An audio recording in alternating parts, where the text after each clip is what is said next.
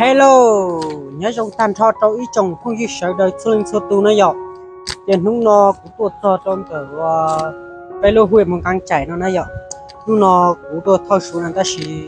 chỉ tao số thau nó chỉ cũng tuột chỉ mình chỉ xung quanh từ cái khu vực từ lô huệ một càng chảy nó, nhớ từ nó chỉ cũng nhớ trong từ ngoài công viên đó, cũng không chịu, ai cũng cho bên là một kháng phá từ lô huệ nó sẽ dùng câu thế, như xì nhỏ trong cái chả hãy chúng tôi sẽ đời nè cả chị cho của một xe tàu. Ok, let's go.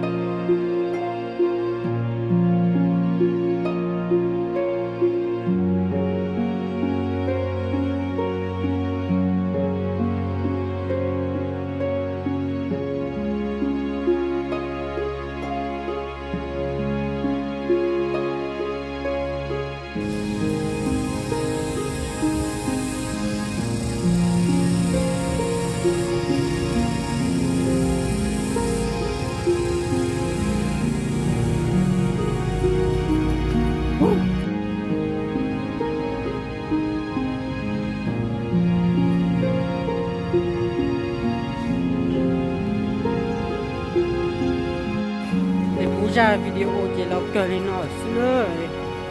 chụp bôi sợ đời giờ thì